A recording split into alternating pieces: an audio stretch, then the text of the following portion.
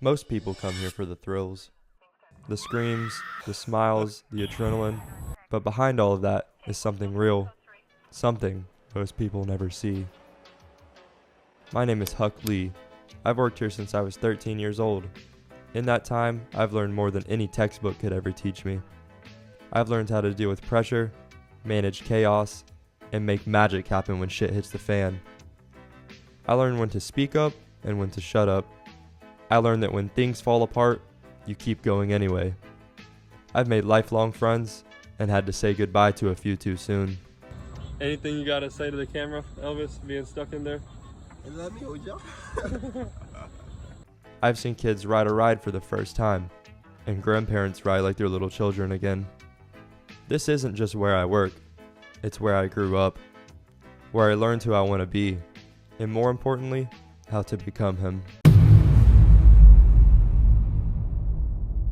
How's it going, everybody? I hope you guys enjoyed that intro right there. That was fun to make, to say the least. Most of the clips I already had, but putting it together and filming what I did not have was very fun. Good process, and I hope to have a lot more stuff like that. As you can see from that, I work at an amusement park.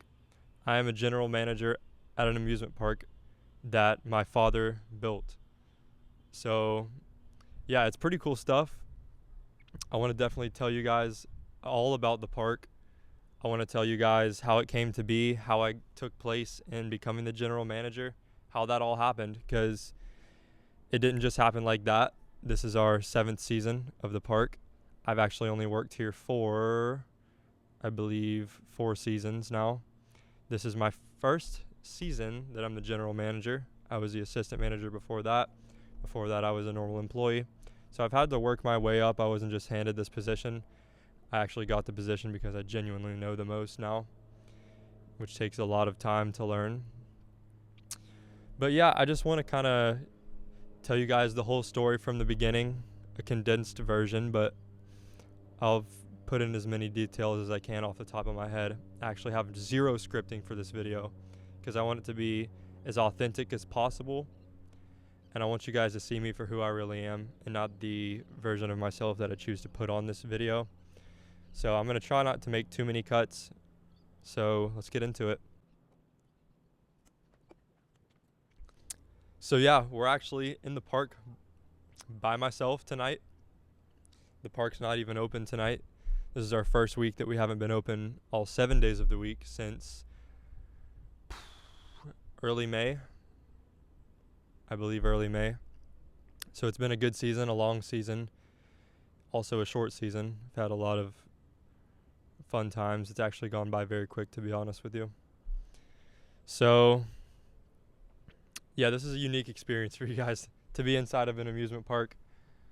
I've never seen any YouTube videos like that where people are sitting down in an amusement park. So maybe I'll be one of the first to sort of give you guys a chance to see what it's like. So let's start from the very beginning. I was about 12 or 13 years old when my father was asked to possibly build an amusement park on this property. My grandfather had already owned the property before, and there had previously been an amusement park here, and for one reason or another, they went out of business, and Panama City Beach needed entertainment. We desperately need entertainment here. It's a heavy tourist area, and there was no amusement park like this. And my father was asked if he would take on the job of building an amusement park, and he said yes. I can remember the first things I can really remember was when he got invited to a seminar in Chattanooga, Tennessee. And this was just when he was still having the idea of the park. He was not even sure he was going to build it at the time. And I got to skip school. It was a 3 or 4 day seminar, and I got to go to that. Keep in mind, 12, 13-year-old being told that their father's going to have an amusement park. Very thrilling and exciting. I didn't really understand it at the time because I was so young, but I definitely learned a lot from the seminar, believe it or not, even at that age. I learned things like what you want to have at the very front of your park and what you want to have towards the back. You usually want to have the rides at the back that will, believe it or not, pull people in, because you want them to get all the way to the back of the park, so they have to walk through everything. I learned a lot, met a bunch of nice people, had a nice introduction into the amusement industry. I realized it's growing rapidly. People need entertainment more than ever. People don't get out of the house enough. So things like this is actually on the growth. So it's very, very exciting. After that seminar, probably half a year or so after, maybe a year after, I can remember coming out here with my cousins and working during the summer. I was 13 or 14, I believe, and those summer days were hot. I was very young. I was not used to that kind of work.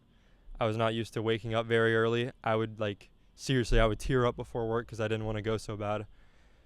But damn, am I glad I went, because I learned so much. It made me so much tougher.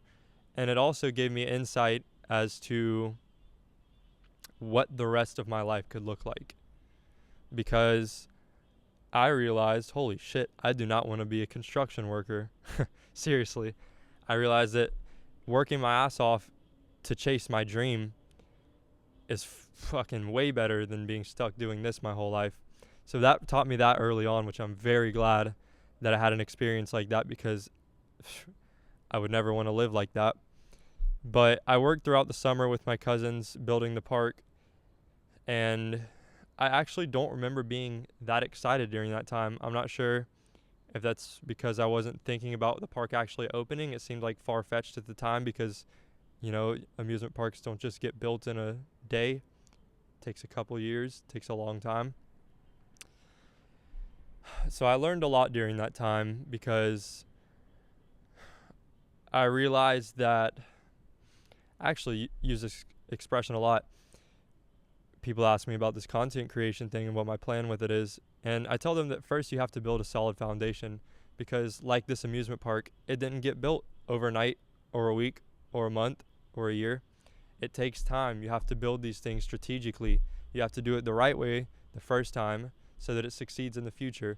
So I don't expect this video or my videos to blow up anytime soon. I really don't. But what I learned from the park is that if you're consistent, if you strategically work towards a goal, if you're not willing to give up, and if you're willing to deal with the hard shit, you're probably going to succeed, because most people aren't willing to do that. Most people are soft. Seriously. Most people are so soft. So during that time, I can't really remember too much other than that. But let's see what would come next. I can sort of remember the first couple seasons of the park. I didn't work here at the time. I remember hearing about it. I remember my dad talking to me about it. And with it being a smaller park, I felt actually at that young age, this is probably 14 or 15 years old, maybe 15, 14. I was actually a bit embarrassed about the park, because I thought, there's nothing to that place. It's tiny. It's, when people say amusement park, you're thinking like Disney or Universal. You're not thinking a little mom and pop park. So I didn't really understand it at the time. And I remember feeling embarrassed. And I've actually told some people in the amusement industry that, and their feedback has always been that was actually normal.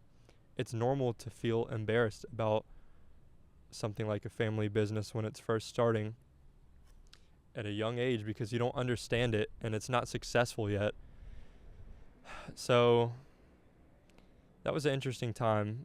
It was sort of a transition phase into the park, because the first season the park opened, we had Hurricane Michael. So I was in 8th grade. I was 13 or 14 is actually what I'm talking about. Hurricane Michael. Now, if you guys live here and you're watching this, if you know me personally, you probably know about Hurricane Michael. But if you don't, it really fucked things up around here. and people could not afford to go out and spend money on entertainment because they were fixing their houses or their business or the roads or their cars or their all kinds of stuff. The hurricane really messed stuff up. So that whole season was a flop because no one could come here. So, an amusement park not making any money for a whole year, it's not the best thing in the world. Well, come year 2, we had COVID. So I don't have to say much about COVID. People didn't come to an amusement park. It was dead at that time. I didn't even come out here that whole year or the year before, I don't think, when the park was open, maybe once or twice. So I can vaguely remember that year, but it was definitely not a year of growth.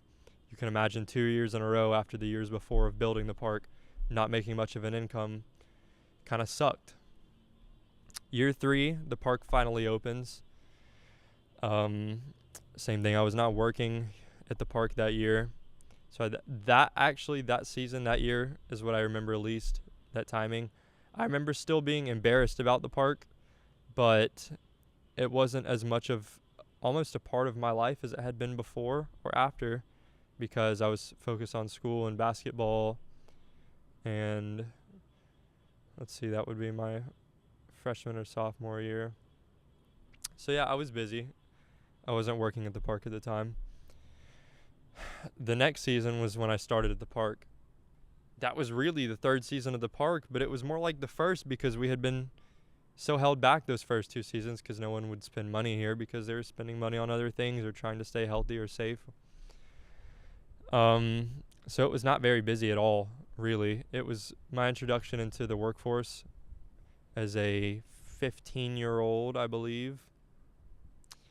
I was probably one of the 2 or 3 youngest people here at the time, so I was still pretty shy. I really would only talk to my friends. I was definitely being pushed by my dad to not be average, to keep growing in the company, because our go-karts, for example, are the busiest things. Always will. Well, I don't know about always will be, but always have been. By far the busiest thing in the park. Completely by far. And I would mostly work in there. We would get really busy at times. And it would be usually me, one of my close friends at the time, and then 1 or 2 other people that were just here for the season. They didn't live here. It's called actually the J1 program. And at the time, I would say the people at that time really didn't care about the job. So it was kind of me and my buddy doing all the work in go-karts, which is very tedious. So my introduction into the workforce was kind of a bang because I had to, at a young age, learn that I have to be able to control the room, control the situation. These older people, I learned quickly why they work these jobs at that age, because they don't put any effort in. 0 effort. They put 0 effort in. And the fact that they don't even care that a 15-year-old and a 16-year-old are running the show, being nice but telling them what to do pretty firmly sometimes. I don't understand how they could live like that. Actually, let me start off. I was very shy as a child. I still am pretty shy sometimes, but it's tremendously better than it was. That go-kart line, we can seat between 10 and 12 people. At the time, I think we did 12, but that was actually too many. 12 people to a race. And so basically, you have to give the rules to everybody. So you sit the customers in the carts ahead of you, and then you have a line on your right side of all these customers. And sometimes the whole building would get filled up. For a shy kid, I had to, yell out the rules to everybody. I had to make sure everyone in line would be quiet. So I learned pretty quick that I got to be able to, like I said, control the room, because people will take advantage of you unless you cut the opportunity off. And just, even at work, people in the line would not be quiet. I have the right. Hey, shut your mouth. Like, I wouldn't say that, of course, but hey, be quiet, please. I'm trying to go over the rules. So I learned to be firm. I have never been firm with people. set my boundaries. You cannot cross this. I learned that very quickly working at the park. I saw that most people are good. Most people mean well. Most people will say thank you, you're welcome. At the same time, most of the people that are good, if they are hanging out in a group of people, they tend to show out. So I learned the importance of who you surround yourself with. Actually, I did really learn that from this park, because it tended to be that everyone in that group would act almost the same. You know, maybe 2 people from that group came and rode the go-karts before, and I gave the rules to them. They were easy. Yes, sir. Thank you. And they were off. But when they're with their group, they were cutting up in line. They were trying to show out, be cool. I realized how much influence being in a group has on you. And I realized that it's genuinely better to be alone or to have a small circle and have, less friends than to be with the wrong type of people. As I'm actually saying this stuff, a lot of this I haven't realized it. I haven't pieced it together. I haven't sat down and thought about what I've learned from this park. It's 100% true. I 100% picked that up from here. Pay attention to your social group, your circle, your social circle, and be smart about it, because 9 times out of 10, you're not getting the best out of the situation you could be getting because your social group is holding you back. Seriously, and that's a tough one, but it is true. To continue on the good, the middle, third thing I learned is that there's some real assholes. The first thing that comes to my mind is that alcohol is a bad thing to consume too much of, because 9 times out of 10, the people that get into arguments or fights are drunk. Seriously, 9 times out of 10, the people that get into fights or arguments are drunk. I learned quickly that you need to control your alcohol levels if you're in public. Now, that should be pretty obvious, but clearly it's not to a lot of people. I've had to deal with a lot of blatant disrespect, I'm very good about being nice even when someone's being rude to me. I've always been that way. I think that comes with being shy, and I can sort of in situations, I can think inside my own head. I can be in my head as the person is speaking to me. So if I want to choose to almost ignore what they're saying, and while they're speaking, I can think of, okay, how am I going to respond to this? How angry does he seem right now? What can I say to calm him down to make the situation better?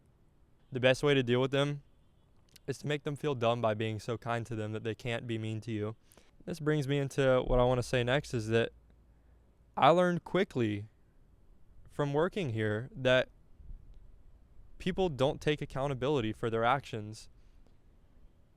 People will be drunk and driving a go-kart, and they're fast go-karts, and they'll get into a wreck, and they'll blame us for it, or they'll blame the other person. So I recognize that most people in this world, and it's not always just the ones that yell. Sometimes you can see it in their face if they get into a wreck. They'll get really mad. Most people in this world don't take accountability for their actions. So it's almost best to expect that you will get the blame for things that are not your fault, or people will try to make it seem like it's not their fault. So you have to be able to deal with that. Now, from those early days of working the go-karts, and as the one who was usually controlling the room, I tended to have to be the one to deal with the shitty situations. And especially because I was the one running the box, the person running the box in go-karts is usually the person that needs to go and, execute on taking people off the race, giving the warning, not being afraid to choose someone out for if it's well-deserved. So these early go-kart days is what actually built me into having the skill that any manager must have working at a business that has a lot of customers coming through every day, is being able to deal with the assholes. It's a fun part of every job. Yay, the assholes. Like I said before, being able to kill them with kindness is key for me. Being able to not take anything personally, because even though it may be to them, they may say, oh, it's your fault, even though it's all my fault. I don't take that personally, because most of the time that person has a pretty shitty life, and I can't blame him for being mad at the world, because the world hasn't taught him or her very much, and that's partially their fault. But most people aren't given the proper resources to even understand what I'm saying right now and to genuinely implement it into their life. Most of it's nice to hear, but when it comes time, you know, you might get mad and ball your fist up and try to fight someone rather than just taking it back, taking it calm. Yes, sir, I understand why you're upset. Here's what I can do for you. How would you like to go about this? Yes, sir, we're very sorry for the situation. What actually comes to mind is a book that my grandfather gave me called Wamish. Why are you making it so hard, is what Wamish stands for. Why are you making it so hard for me to give you my money? Actually learned a lot from that book. It gives a lot of examples on business situations and why businesses make it so hard for customers to give them their money. Now, dealing with the assholes is key, because they're the ones that leave bad reviews. Being able to deal with assholes can really separate a business, because if you just stir the pot and make them even more angry, it's not going to go well for you. That book taught me that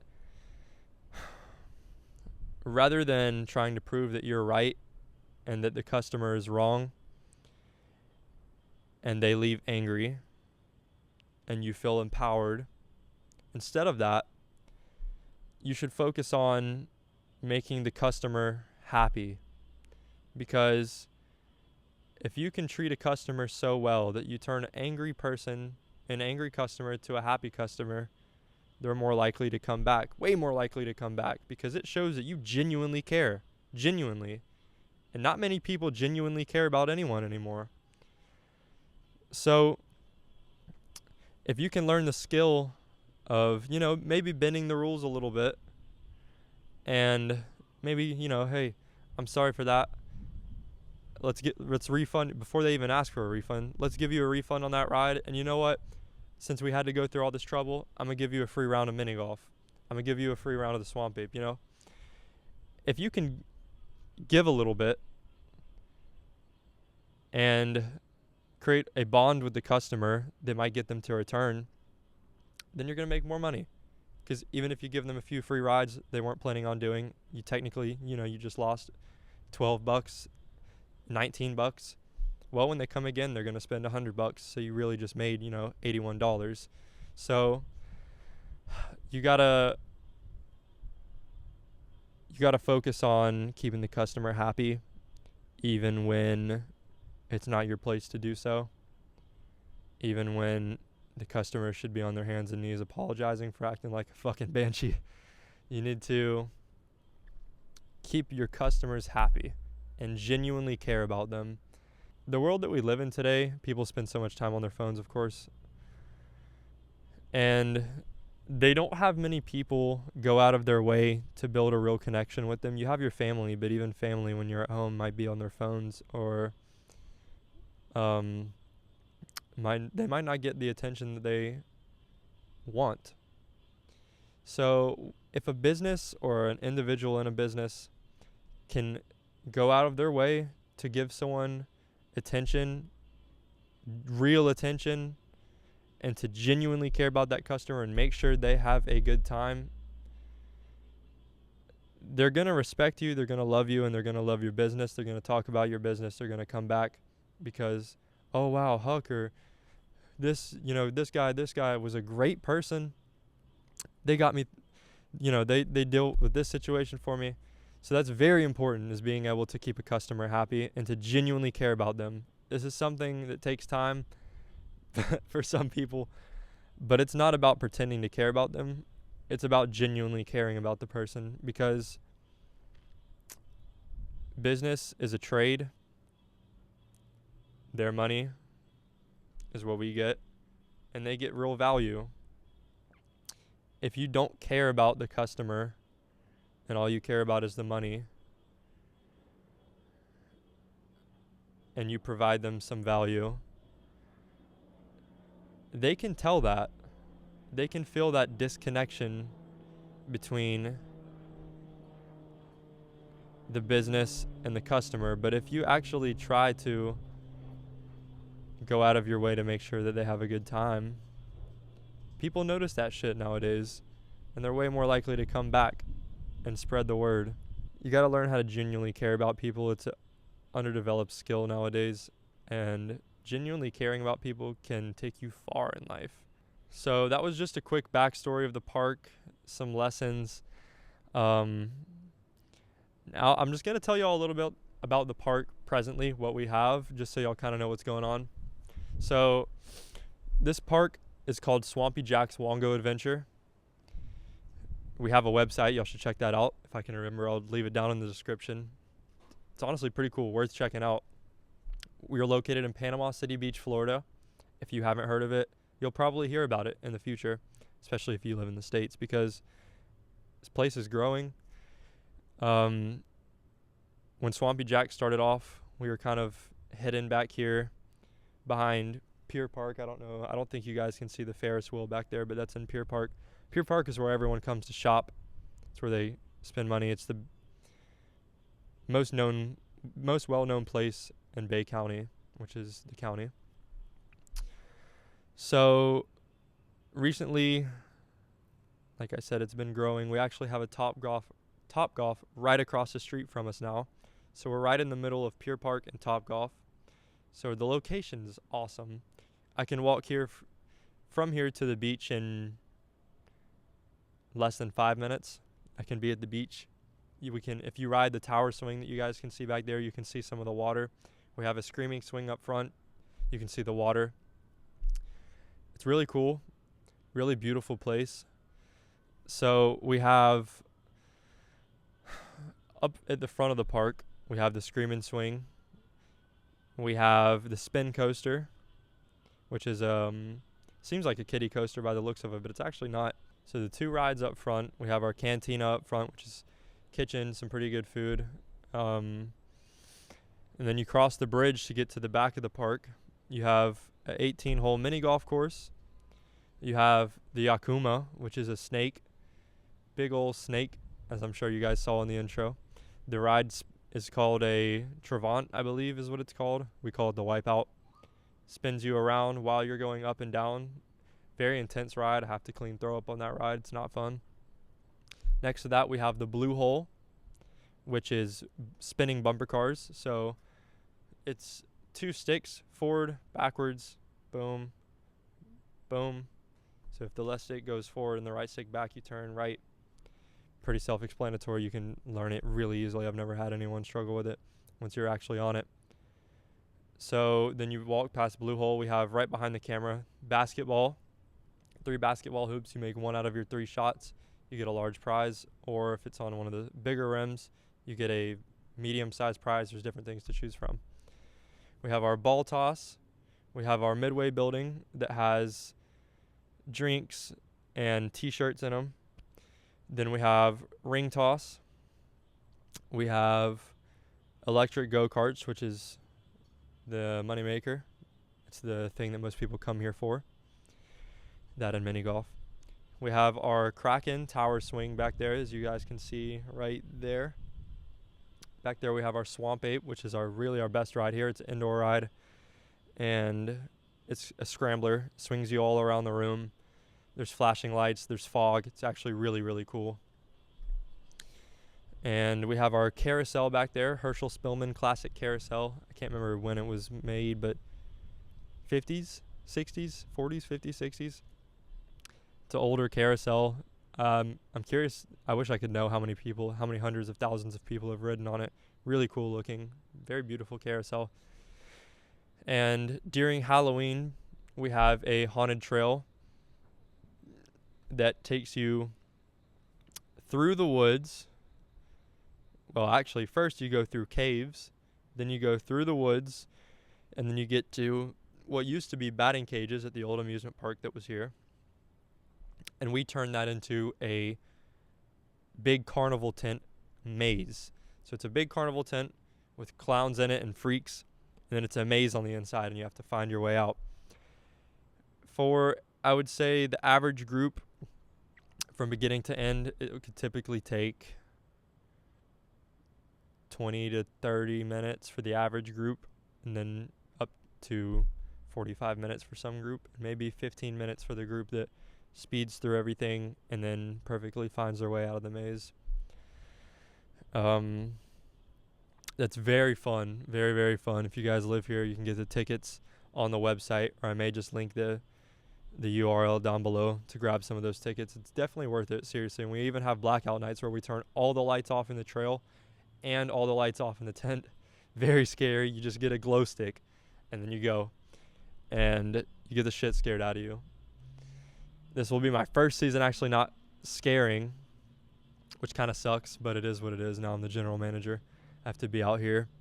I will, however, get to record. So come September and October, if you guys follow the swampyjacks Instagram, you guys can see some of the stuff I record. It should be pretty fun content. We have some pretty cool people that are going to do some really cool things, to say the least. It's growing for sure. The word's catching on. It's growing. More people are interested in scaring. Really cool. So that's everything we offer. We have different packages. It's a swipe. You can swipe at each ride. So basically when you get here, you load a card. It's like an arcade. You load money onto a card. Let's say you want to ride the Swamp Ape. The Swamp Ape's $7. You put $7 on a card. You swipe it at the ride. There you go. So you can either break down and figure out which ride you want to do and just pay for that. Or you can put $100, $50, any amount on a card, and then just go from there. We have a 2-hour card, which includes everything except for the Screaming Swing and the go-karts. It does not include the go-karts because if it did, it'd be bad. That line goes all the way out the door sometimes, and if the 2-hour cards were included and they just kept riding over and over and over, no one would enjoy that. People get upset, when actually really upset at me, or the one that has to deal with the upset customers. That, why does the 2-hour card not include go-karts? Well, because no one would like it if it did. Sorry you don't understand. Sorry you're mad at me, but no one would like it. And it doesn't include the Screaming Swing for the fact that that ride is actually owned by a business partner of my grandfather's. So you pay $30 for the 2-hour card, and you can do anything except those two. But if that was included, if the Screaming Swing is included in it, what percentage of the $30 do we give to the partner? Do you know what I mean? So it's better to just not include it, because they might not even ride that ride, or they might ride it 100 times. 100 times in 2 hours might be possible. That would be pretty killer. The future of swampyjacks. How do I see it? And what can I tell y'all? Because I got to keep my mouth shut on some things, No fun. But what can I tell y'all? Or how do I see it in the future? First off, I want to say with complete confidence, I see this place growing. It is going to keep growing just like it has been. We're up 40% from last season. As you know, 40%, or if you don't know, 40% growth in a business is pretty good. Pretty freaking good. If that continues over a long time, over a short amount of time, we'll be doing great. So with that, there's a fucking cat over there. A black cat just staring at me. Go away. I'm going to ignore you. Hopefully he doesn't have rabies and try to attack me. There's a lot of cats in this park at night. But anyways, I see the park growing, and the things that I can tell y'all that are to be expected are an additional 18-hole mini golf course that will wrap around the small pond that we have back there. Double the length of the go-kart track. We will move. Ooh, no, I can't. I can't say too much, guys. Just know that my father is not a person that half-asses anything, and that if we're gonna build an amusement park, we plan to fucking grow, seriously. So just know that what we have now is not the plan for 10 years down the road, of course. We're not going to be happy with mediocrity. This place is going to keep growing fast because we've gotten pretty much a new ride every year. And the more money we make, the more money we have to get new things. So I see it expanding, and I see it being something that everyone that comes to Panama City Beach has to do. If you don't go to swampyjacks, you're not cool. I see it being like that because we have a prime location, we have a strategy, we have a plan, and I'll tell you what, we are the type of people that are going to execute. We're not the type of people that are going to sit and talk about it and not do anything about it. The more we continue to grow, the better quality of help we'll be able to get. And that will just snowball. All the little things will snowball into something that Panama City Beach needs desperately. And we're going to be the ones to do it for them. I can say that I have never met anyone here that, especially my age, that actually cares about Panama City Beach as much as I do. Because I was born and raised here. I've learned everything here. That there are good people here. There are genuinely good people here, and I want to see this place thrive because we have the most beautiful beaches in the world. It's a good location just as far as Florida in general because it's North Florida, so it's not as far south. People don't have to travel as far. We have Rosemary Beach close by, 20-30 minutes. Beautiful. Wealthy people over there. Panama City Beach is going to keep growing, and this park's going to grow alongside it. And I really genuinely do seeing this park being a must-do for anyone that travels to Bay County. Last thing I want to go over, for those of you who don't know much about me, I just want to say my name is Huck Lee. I'm 20 years old. I have a passion for creating what I consider art, which is these videos. I'm still new to the game, but I'm very determined to get my foot in, do things the right way, and I'm looking forward to you guys seeing more of me. I think this is pretty unique content. Once I find my craft and I start getting better at these videos, which I don't think I'm doing too bad for a month into it, but I hope